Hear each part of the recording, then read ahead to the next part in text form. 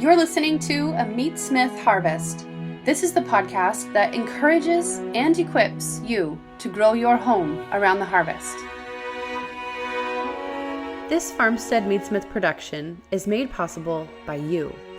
If you like it, please consider supporting our team by going to patreon.com/Meatsmith and donating at a level you'd enjoy giving at.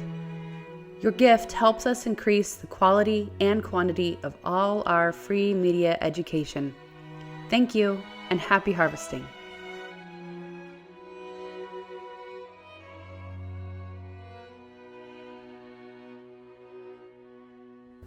Hello, Instagram. Hello, Facebook. Thanks for joining us. We're here recording another podcast. Welcome, Meatsmiths. Thanks for joining us on another podcast of the Meatsmith Harvest. Hi, Brandon. Hi. How are you? Good. We start off a little shy, don't we? It's like we haven't talked or something. Well, something. It's a pleasure. It always. is, yeah. I like talking to you. I know. Should we turn off the camera? Whoa. Sorry. Whoa. Okay. So, what are we gonna? We have kind of a disparate. Is that the right word? List of things that we can talk about today. Yeah. We're gonna start off talking about beef, even though we keep talking about it. Yeah, I mean, we spent a couple whole episodes talking about it. The beef just keeps on giving. So yeah, we're finishing up the beef that we started, but it's not over yet. So, and we've had several meals since the last time we recorded, and we just wanted to share them with everyone. So, yeah. But there's a few other things too, topic-wise, bacon and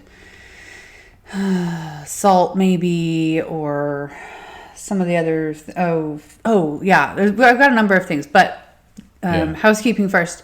One big announcement I wanted to make is the free film that Murray Carter has released. Yep. It is the knife sharpening film that we've been recommending enthusiastically for years, and selling it online for, $35. It's not a lot of money for what it gives. And, but he's making it like totally free available to everyone. Yeah, he called me a couple weeks ago and he was like, I know you guys have been selling this DVD forever, but I'm going to put it up for free on YouTube. Yeah. For many reasons, one of which is DVDs are like fossils. They're not a thing anymore. Yeah. The other is he has revamped his knife sharpening process. And I feel like he gets a lot of flack for this because I and many of us have been touting his knife sharpening, blade sharpening fundamentals DVD as the dogma of knife sharpening. Like, the debate's over. Right. This is how it's done. Right. Steel, coarse stone, fine stone, water, go. 7 steps. Yeah. Follow Murray exactly. Yeah. And then he comes along and says, oh, I've got a new system. And it's like, what? Yeah. And so the little bit that I've looked into his new system, I realize it's not a new system. Oh, okay. There's some new mediums, some higher quality and more efficient stones and bases. There is one, actually, I don't think there's any new technique. I found all the techniques in the version that he just put up for free. They're all the same techniques. He might do it slightly differently here and there. But here's the thing. The Blade Sharpening Fundamentals DVD that we've been touting as dogma and that he has just released for free on YouTube in its entirety is still dogma. Dogma cannot change. It can only be clarified over time. Yeah. Does not develop, never contradicts itself because it's true. So we don't need to do that. But I would say that Murray has clarified his sharpening dogma. That's a good way to put it. And engaged with a maker of these nano hone, which is what he calls them, stones that are really cool. They look very cool to a guy like me who depends upon Murray's sharpening system for survival. Sure. Sharp knives are absolutely the key to my physical, mental, and emotional stability. And so I really do spend hours sharpening my knives. Yeah. And so that is the biggest toll. If there could be one thing in Murray's whole 7-step process that he describes in this video that is now free on YouTube, it's the time. It's quite tedious. And it's a good thing to embrace. I mean, you just do it, and you do it as a discipline for the sake of sharpness.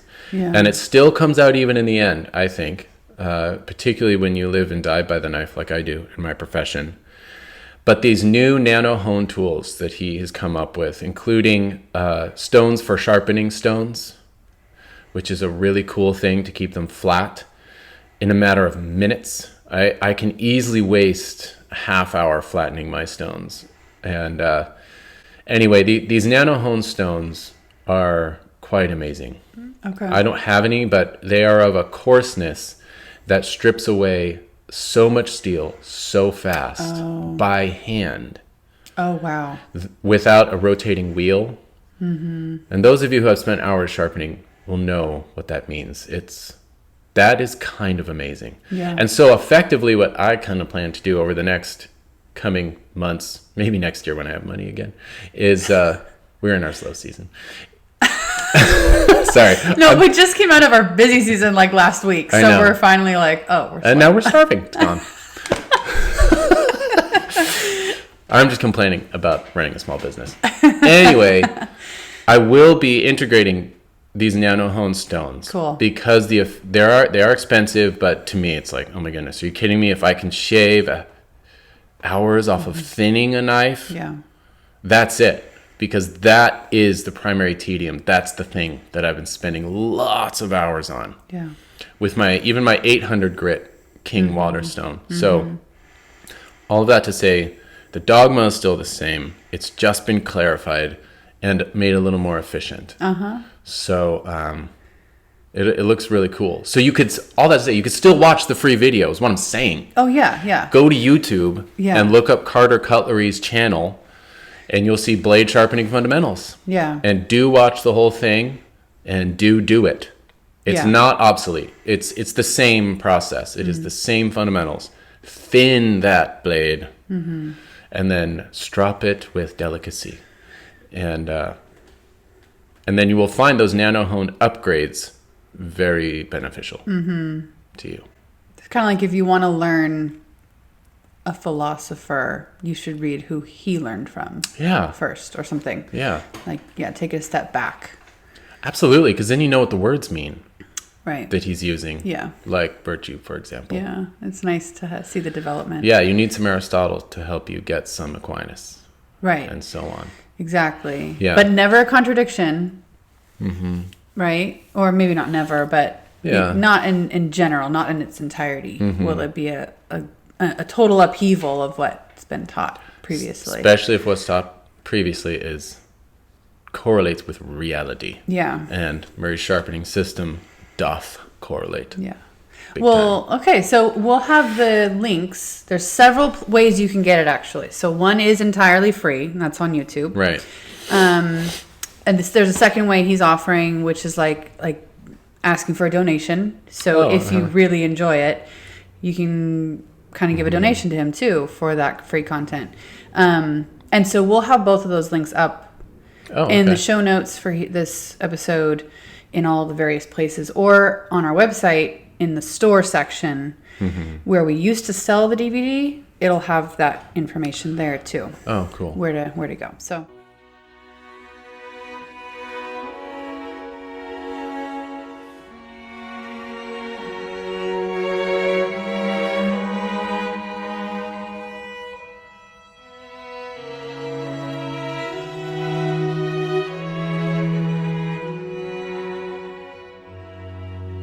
as you were talking, because you had just told me before we started recording about your own bacon subtle recipe, constant development. And that's similar, because it's not like you've overturned what you previously have taught. Right. But it has gotten a little more clear and developed and just building, I guess. Yeah. As is in any natural process. Right. So. And that's because with bacon, I've been trying to bring together two opposites that have been at odds with their others. Okay. Yeah, forever. So do you want to talk about that right now, or maybe later at the end of the episode if there's time? I can give it right now since it popped into my brain. Okay. Is that allowed? Yeah. I think that the two ends I've been trying to accomplish with bacon is that for me to cure something is to preserve it. That is what curing means. Meaning it never spoils, does not go bad. And I have been curing everything that way for a long time. And I have been, in order to accommodate meat cured in that fashion, so it literally doesn't spoil in your kitchen when it's 75 degrees or 79 degrees and it's hot and there's dripping fat everywhere. Like it does not rot, it does not putrefy. We've been more flexible in the kitchen. A lot of this started culinarily for us. So we shape the way we cook around the quality of the ingredients, first and foremost. And since a bacon that's a little over salty is still an excellent ingredient, you just need to know how to use it in your kitchen. But if you're expecting it to be extraordinarily mild and sliced thin and to eat nothing but a mouthful of bacon for breakfast with your egg, that is actually a very difficult bacon to make. That is a super mild, that's a wrong superlative. It's middling mild. It's a mild bacon. And it is so mild that it's right on the edge of how it can be preserved. So, meaning for it to be tasty in that form, namely your breakfast rasher of bacon, it needs to be very minimally salted. In fact, if you wanted to make it taste like a grocery store stuff, there's almost no salt flavor at all. It's just a mild tang from a little nitrite and then a sort of flaccid smoke flavor. And it's tricky because that is the notion of that's what bacon means to a lot of people. And so I have always wanted to give them a bacon that they like and that will keep until the apocalypse. So those two ends, it's difficult to bring those together. And I think I have found the mean. Okay. And I think it works seasonally here in the Northern Hemisphere, in the Pacific Northwest. I can do this in the winter because the greatest threat to it would be flies. Not even necessarily bacterial spoilage, but flies. And to do that is to take yourself some fine sea salt. It has to be fine for this to work. And some similar grain, sugar of a similar grain size as the salt. Relatively similar. Okay. I prefer Demerara sugar, but that can be hard to find. So if you just do a big molassesy dark brown sugar, and quality doesn't matter there, get a nice sugar. And you can mix them together in roughly 60 salt, 40 sugar. So just a little more salt and sugar. And mix them quite thoroughly, and then you could whiz up some juniper berries therein. And you're going to need a lot of salt, and a lot of sugar. You're making a large batch. You're making like 20 pounds. Or, maybe 15, 10. A lot. But that's okay because you're going to be able to reuse it over and over and hold on to it as your perpetual dry bacon cure. And what you're going to do is dump all of that into a large, wide container into which a belly will fit flatwise. And then you take the belly and you lay it in the cure, meat side down. And then you rub it tenderly, but thoroughly with the cure all over the skin, all over the sides, everywhere. Rub-a-dub-dub. Some bacon in the tub. And then when you lift it out, you'll notice that it is perfectly covered in a very thin layer of the cure because the fine salt sticks just right to this fresh bacon. And it's a very thorough layer, which is key. And then you take that and you put that in a holy tub, nested in a profane tub. So you put it in a tub with holes that you've drilled in the bottom so that the brine that the salt and sugar is pulling out doesn't puddle and start to submerge the meat. You want it to drain away, drain into a tub in which the holy tub is nested. Put that in your fridge for 5 days. And then take it out. And it's done. So this is bacon that is cured with only the salt and sugar that clings thereto. Oh, wow. That's it. If it's fine salt, fine sea salt, and a fine-ish sugar. You're not resalting. Nope. And then, so you take it off the salt, rinse it in tepid water under your faucet, hang it in a place overnight to dry, put a fan on it so it's dry on the surface, and then you take it to your smokehouse or your eave and you give it a cool smoke. So you're not cooking it, you're giving it a cool smoke until you get some golden fat, maybe tending towards brown. For my smoker, that takes about 2 days, running all day. And that is, and then let it hang for a week and a half. If you're going for absolute perfection. Not essential, but it does help. Let it hang for a week and a half. And then you actually have bacon that is so mild that you can slice it and have it for breakfast. And even the most salt-sensitive human, I know I should not make that claim, but I want to because it is true. Even the most salt-sensitive human will be like, wow, this is delicious. And salt sensitivity is relative to individuals. Some are more sensitive to it than others. We have a high salt tolerance, which is something that can be trained. Yeah, definitely. Or acquired, I should say. But anyway, that is how you make a mild bacon that will please everyone. And those who it does not please are not worthy of it. and it will be preserved until the apocalypse. So it's just 5 days, and it's just what sticks to the belly. And I definitely say make this a seasonal bacon. Okay. Because it would, with that minimal amount of salt, it is a little risky to try this midsummer or something. Right. When the flies are about and it's hot. So yeah, that's what I would do. That's neat.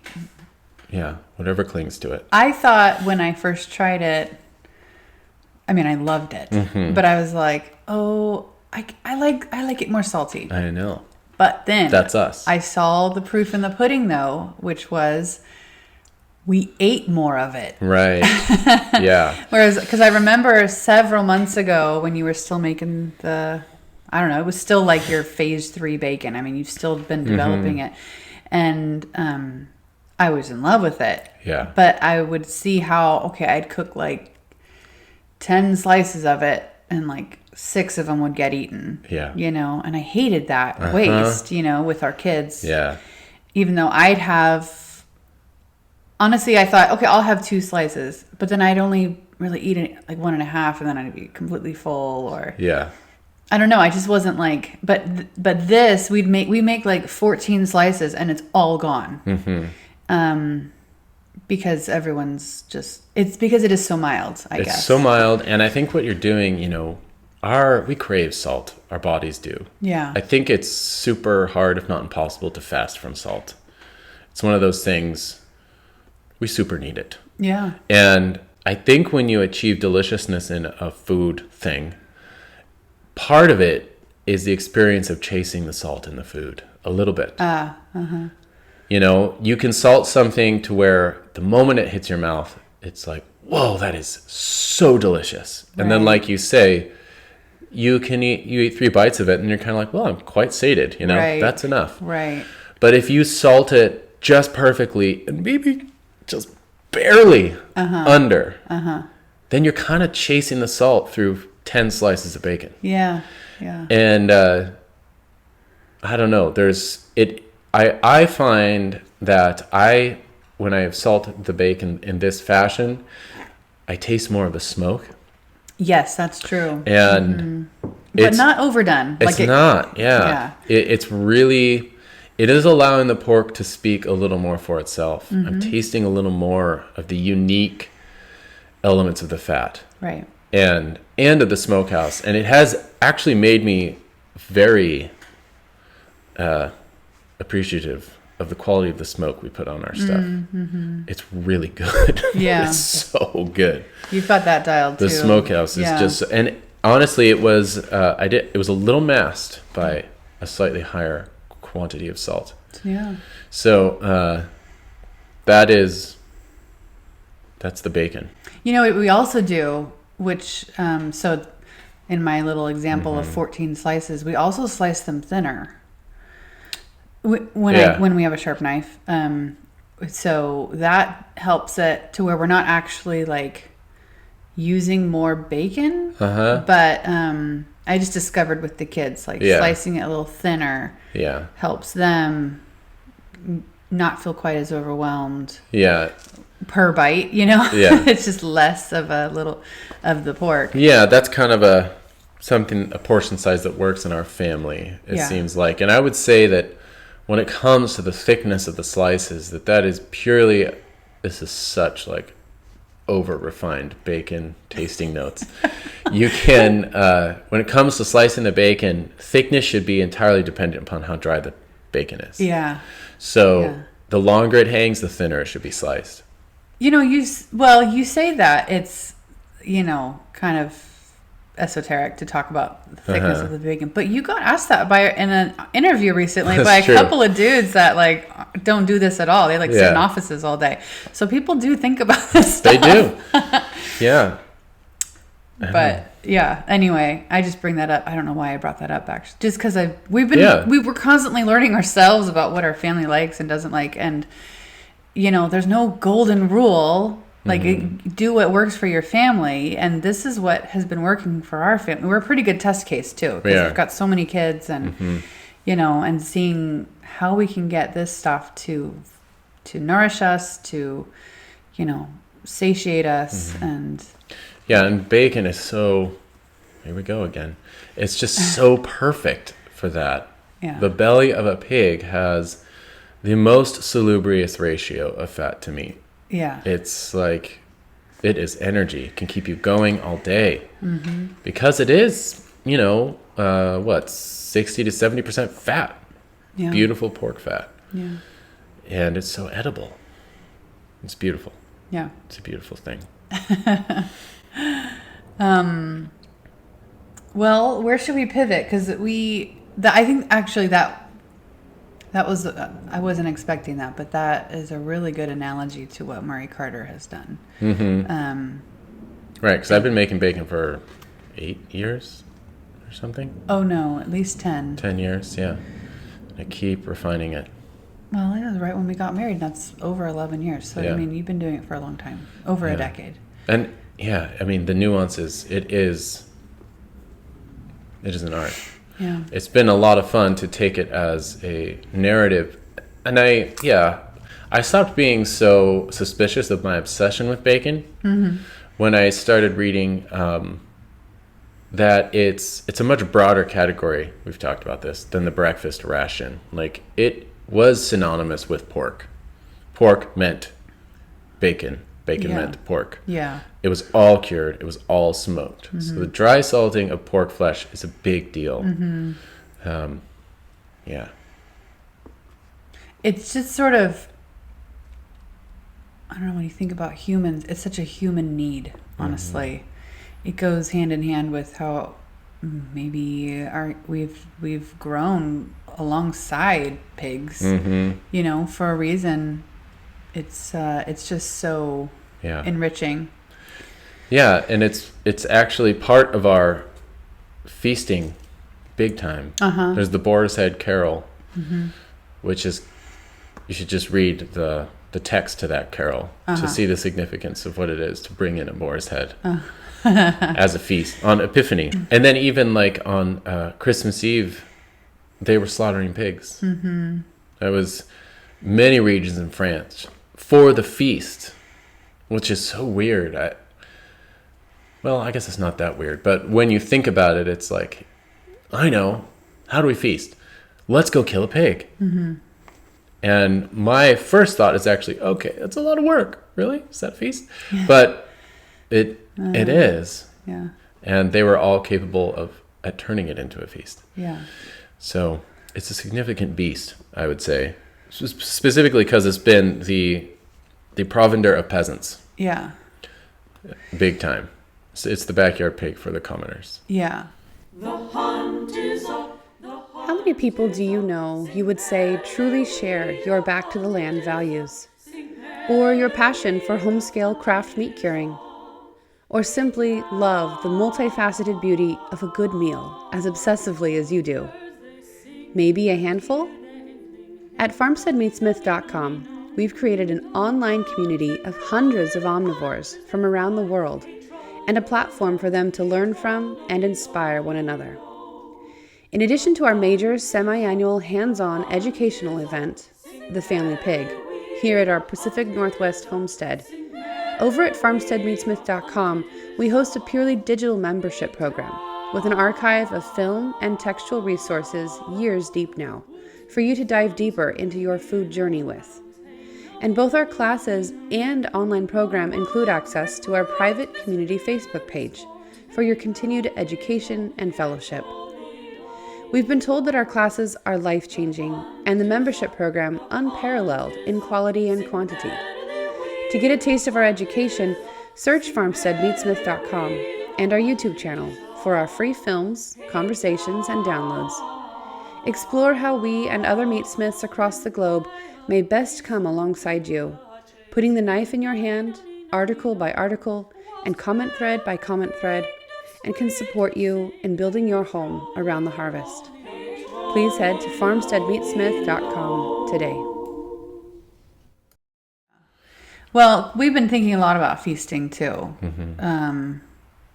We're heading into Lent, and that's always, I don't know if you've been listening to our podcast long enough, you've probably heard us mention, over the years, what we're doing this year for Lent. And we're sort of on our own, I don't want to say journey, but just we're trying to discover how do humans respond to this time? Yeah.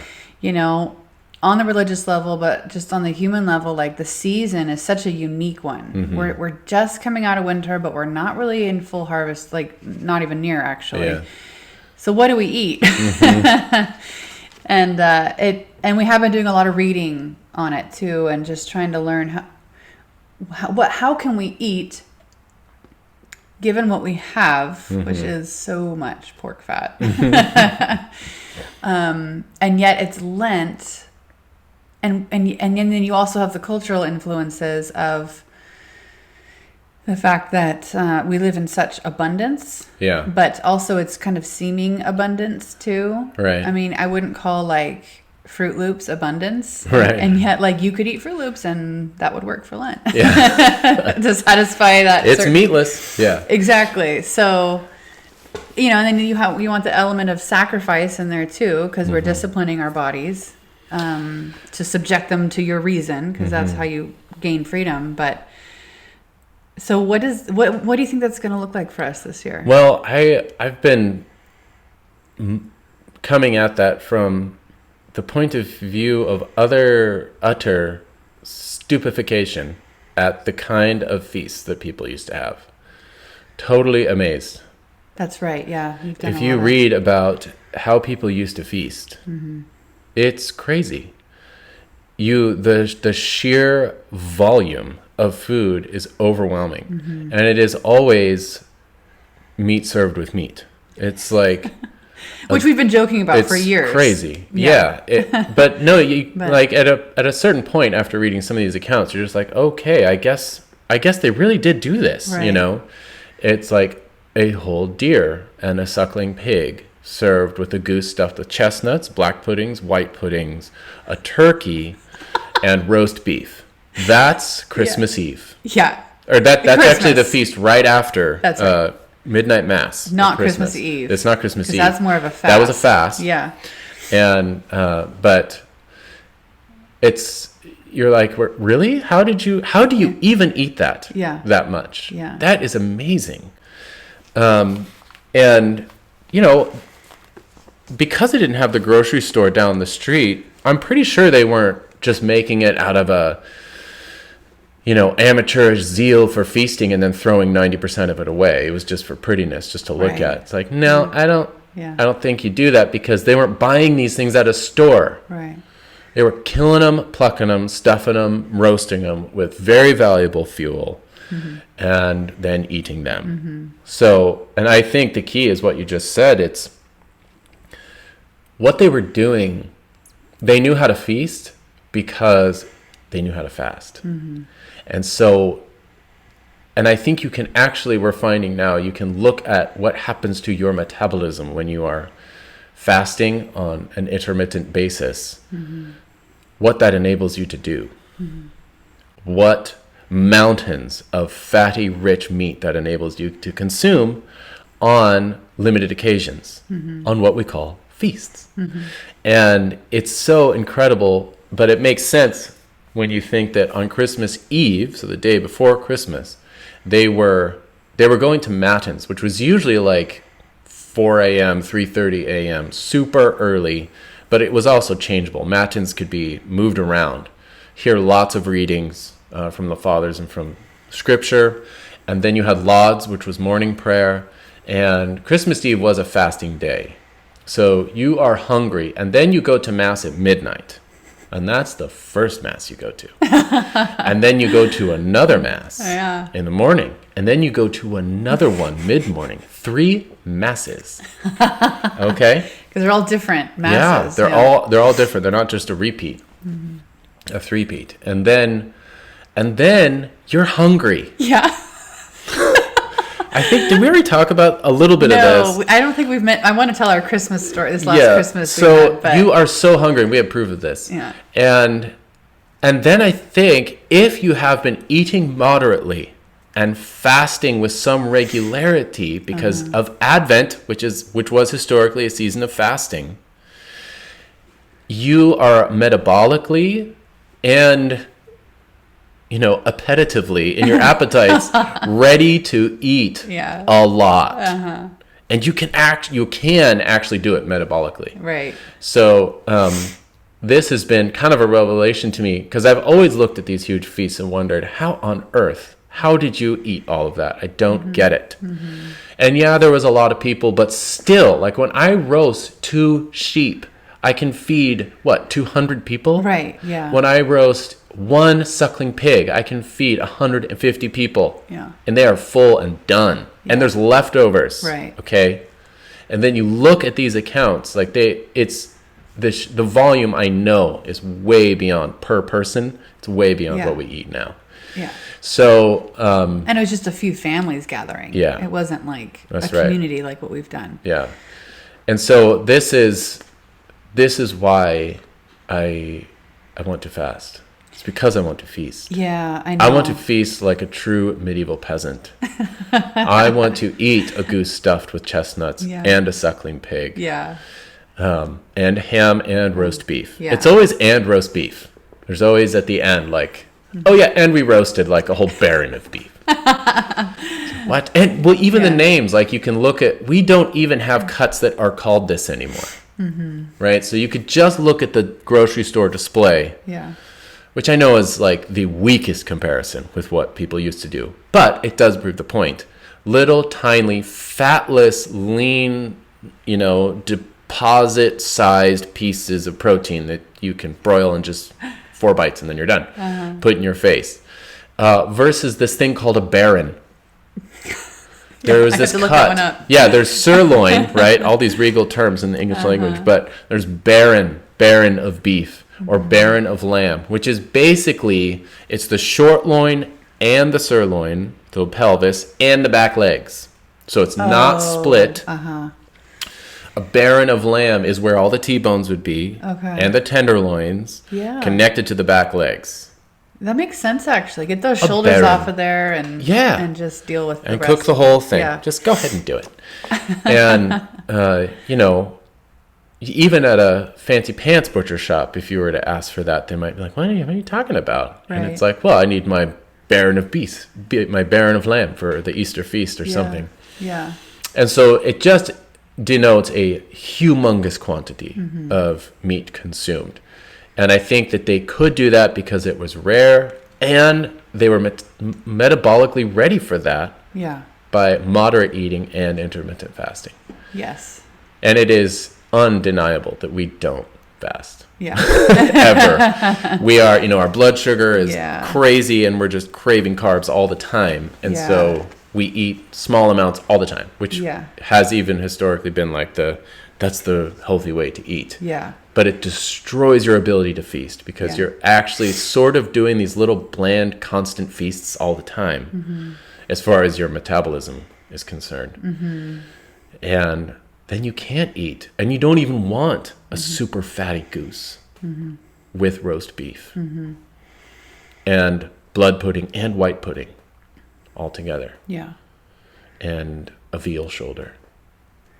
And an entire deer. Yeah. So and a swan.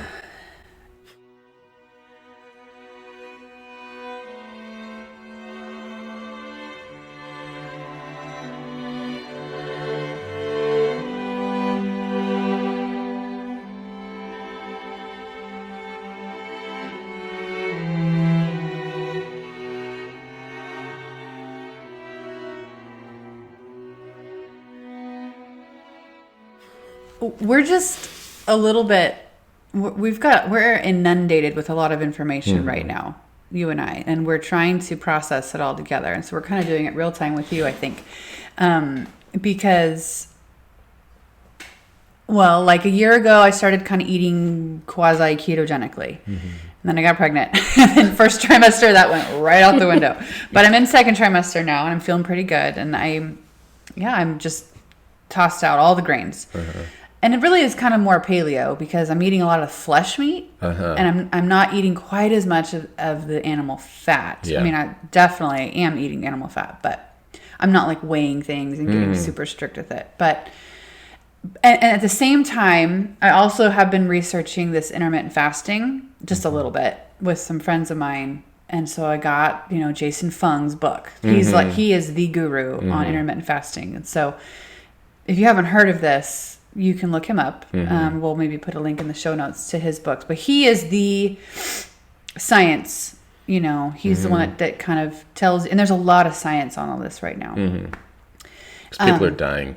Exactly. I know. Yeah. of heart disease and diabetes and everything. Right. And so I looked him up and I didn't get much. I didn't get that far with it, but I kind of was just keeping it in the back of my brain. Like this is a goal of mine, and someday I'll really get into this. And then I'm just trying to think how it's been like kind of growing in our consciousness. But then Christmas happened, and we've been like kind of pretending to fast a little more, on Fridays or on these kind of pinnacles of the calendar, of the church calendar of, okay, this is the day you fast and this is the day you feast. And so we're just trying to pay attention to those. I mean, they've been doing it for thousands of years, so maybe there's a reason. So, but this is new for us. So we're really stretching back into the deep tradition of the church for the first time, even though we've been Catholic for a decade. But so we did that on Christmas Eve. We like really ate minimally. And then for some reason, we went to midnight mass. We went to midnight mass. And that was a first time thing. Right. We've never gone. With 6 children at midnight. It was awesome, actually. It was not as hard as it sounds. Yeah. It was just, we were awake the entire night. Yeah. Yeah, that's just what it was. And we didn't get done till around 2:30, 2, would you say? Well, the mass started at, well, let me go through the whole day, I guess. That'll help. Yeah. We got to a hotel, right? Because we're on a boat. We are on an island. Yeah. And so I was like, how are we going to do this? Because the boats stop at like 11. So if we're off island, we're off island. We can't come back home after mass. So, okay, we're going to a hotel afterwards. There's a nice cute little hotel and has breakfast at, the next morning, complimentary. So I'm like, okay, let's set this up. So we go over town at 5 or something, settle into our hotel, pretend to sleep for 2 hours from 8 to 10, and then the carol singing actually starts at 11. So we got everyone up, even though everyone had just fallen asleep. It's time to wake up, and so we go to the mass, and then it started at midnight. And then The boys were serving for that. That's right. Yeah, that's just part of it. That's kind of why we couldn't take the easy route. Yeah. Father Brodsky's like, yeah, they're serving the midnight mass. Yeah. Like, Okay. Yeah, we'll blame it all on him. Yeah. So that ended at 1:30 probably. Yeah. Got back to the hotel at 2. Yeah. Now, I did not pack a lick of food. Yeah, so what would you think a family of 8 would want most of all at 1:30 a.m., 2 a.m. in the morning? Sleep. Right? They would want to sleep. Yeah. Well, guess what they wanted, actually? Guess what you and I wanted? What we wanted. We wanted this thing called le réveillon. I don't know how to say it, but it's a French word that means new awakening. It is where we get our word for revel. Okay. You know what I'm saying? Yeah. It's the midnight feast. Mm-hmm.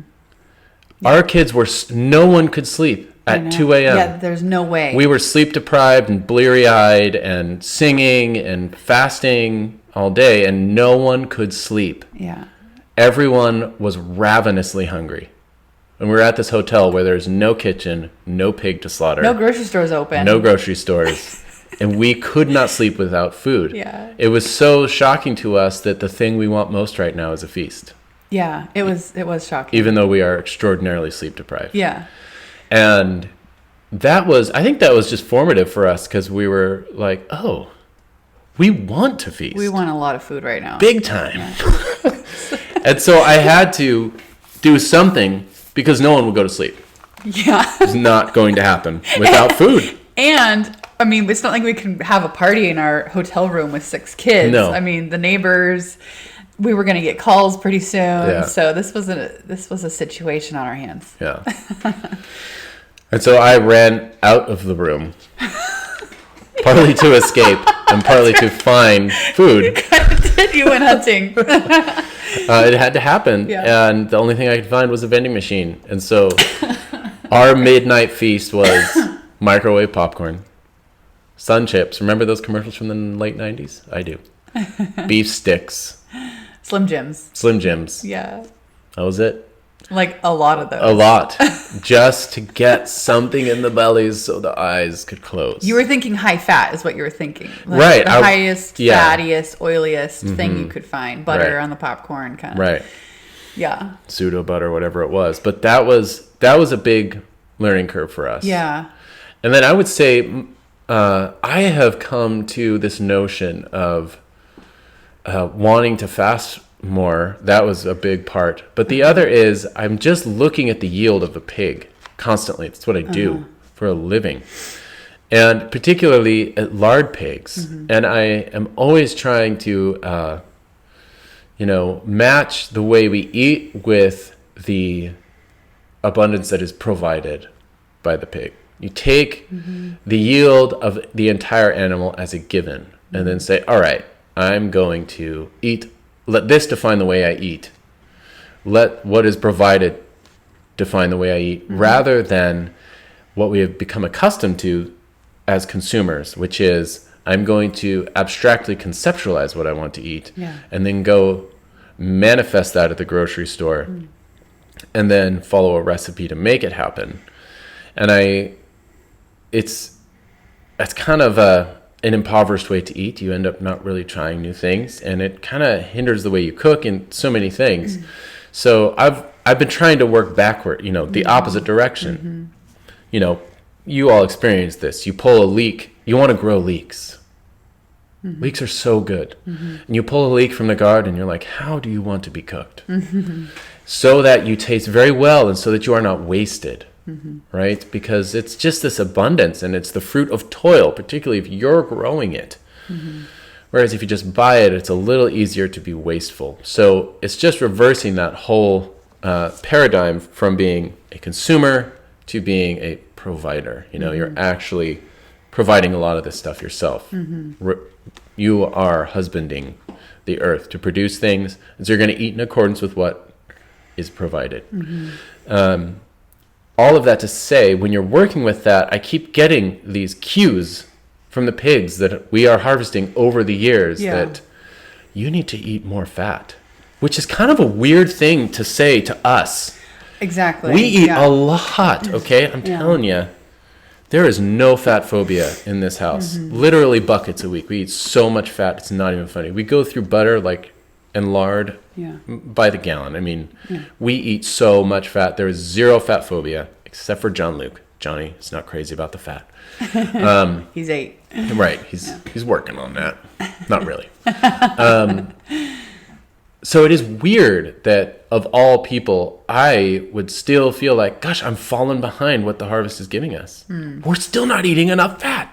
Yeah. This is crazy. Yeah. Given what the pig is providing. And I think that's partly because we are still kind of stuck to the SAD, which is short form for Standard American Diet. You know? I wouldn't say we are, though. Well, no, I don't mean in substance. Yeah. But I mean in 3 meals. Oh, at 8 right. a.m. The timing of it. The timing of it. Yeah. Yeah. Less so than the content. Yeah, I mean, all the diet fads up until this recent one is still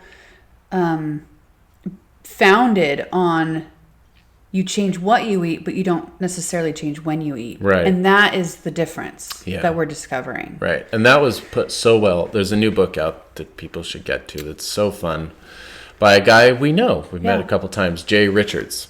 He actually talks about being on Vashon Island. Oh, does he? In the book. Yeah, okay, good. Just a little short clip. Yeah, but we fed him a roast pig once. Yeah. He's a really great guy and a good author, and he just came out with a book called Eat, Fast, Feast. Mm-hmm. He takes essentially what Jason Fung has done and places it in the context. I think Mr. Fung might have been limited in his actual... I mean, he certainly talks about how fasting is a part of ancient cultures and religious systems. But Jay is a card-carrying Catholic, so he comes at it with the science kind of married to the history of how people Christian fasted. Tradition. Right. Yeah, and you would... For Catholics, it's nice and it's clarifying because it's confusing to fast as a Catholic. You kind of have this suspicion that during Lent, the way we're required to fast now is just a vestige of something that was a little more serious. Yeah. Because it's kind of easy peasy, but he goes through that whole history. But to see how we once did it, which makes sense metabolically. Of course, this is not nonsense when people do it for so long. And I have felt the same way about lard pigs. I was like, why did my ancestors, indirectly, I don't know directly my ancestors, but why did they breed this animal to be so fat? Because I am pretty good at using all this fat, and I'm still like, whoa, that's a lot of fat. Yeah. I'm not using all of this. Right. What is going on? I mean, I am, but I do have freezers full of it. Right. You know, and I need some more creative ways to get it used in its highest and best form. Well, especially, I just can't help but think that you and I are uniquely positioned to kind of be test cases for ourselves and then keep reporting on it because a lot of people that go into this kind of eating, they end up eating their weight in avocados or some of the fats that are more accessible to the standard grocery store consumer. Yeah, easy to buy. And so a lot of really the top-notch fats that are available, even like Epic, for instance, they have some really great fats available, and that market has been exploding because of this kind of diet. But we don't have to buy mounds of avocados because it's all right here hanging, Yeah. And so it just takes a little bit of tweaking. Yeah. And mostly, like we were talking earlier, it's more a schedule tweak. Yeah. And also eating even more just like straight fat. Yeah. Hallelujah. Yeah. Okay. And dress it up with Done. like olive oil. Yeah. Right. Like fat salads or something. Yeah, it's okay to pile your fats, to serve fat with fat. Yeah. Just go ahead and do it.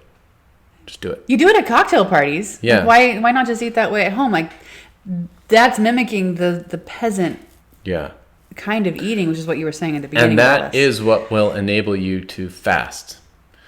If you are regularly eating more quality fat on a regular basis, Fasting won't be as difficult as it would be if you were a carb addict.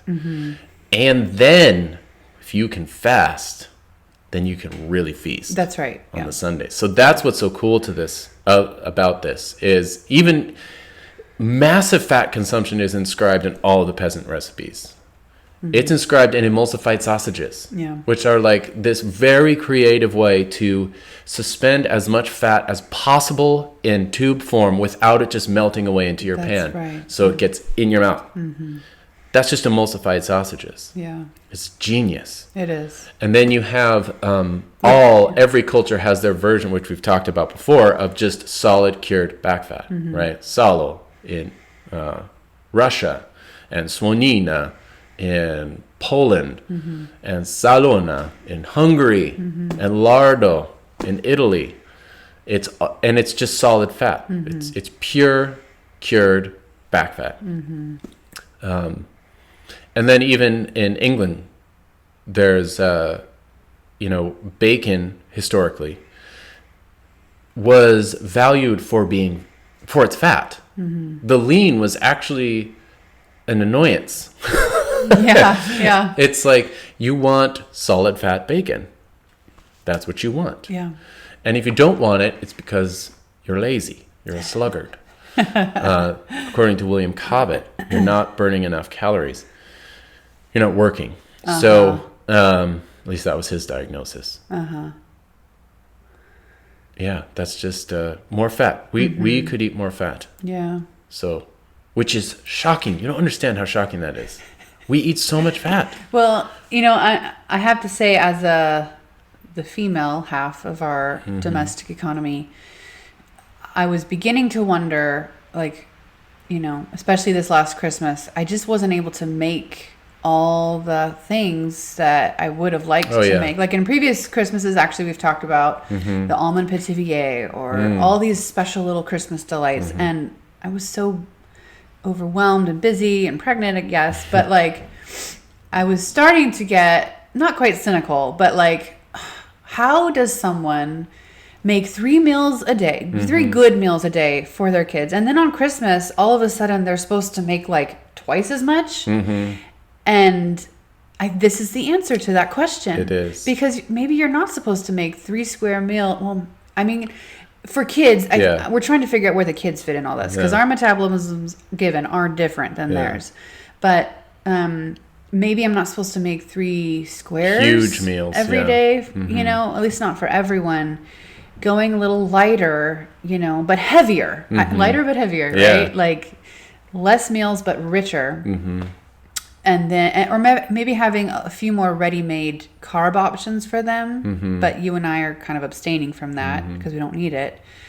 But then that frees up my time and my desire. Then now all of a sudden I want to make a few extra things at Christmas. Because if you're doing 2 meals a day leading up. That's right, yeah. And even just cutting meals out altogether, on those fasting days. I'm fasting, but I'm also in the kitchen making things, and it's exciting to be making something that I'm abstaining from now, but I will enjoy the next day or something. Yeah. Anyway, the two go hand in hand. They do. Yeah.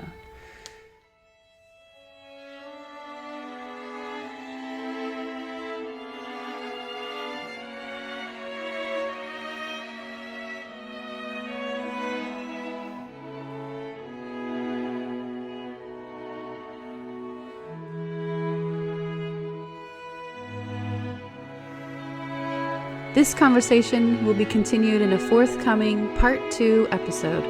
Thanks for listening, and peace be with you.